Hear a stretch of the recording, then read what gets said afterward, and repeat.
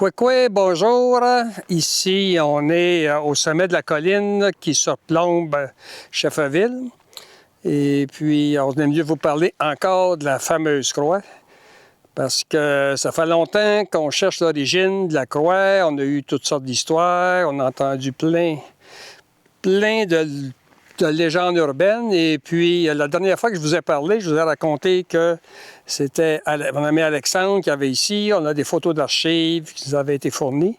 Mais là, on a la vraie histoire avec des artefacts et puis la lettre, etc.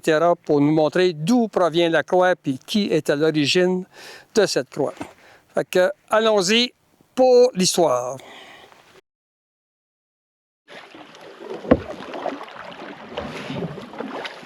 En fin des années 90, Daniel Gabriel, qui est un guide Innu, avait emmené le sénateur Innu,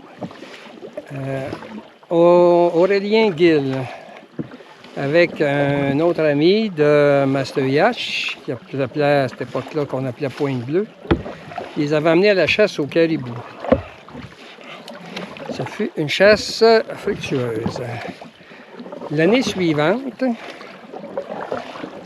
Daniel ramena André Caillé. Vous vous souvenez d'André Caillé? Ceux qui sont assez vieux, qui ont vécu le verglas, vont se souvenir d'André Caillé. C'était celui qui avait le code roulé, là, qui était toujours à la TV, président d'Hydro-Québec à l'époque. Et puis, Thierry Vandal. Tous les deux sont allés à la chasse. La chasse fut bonne. Et puis, la dernière journée, Daniel, il était sur le mont Noble, qui est au bout du lac Nord. Là, Daniel, il s'est mis les bras en croix et puis il a dit « Ça serait bien s'il y en aurait une croix ici. » Il ne s'est pas tombé dans l'oreille d'un sourd. Un petit peu plus tard, Thierry Vandal a demandé aux gens de regarder s'il n'y avait pas une croix dans des entrepôts quelque part de Hydro-Québec. Et puis, après avoir trouvé la croix, il en fut cadeau à la communauté.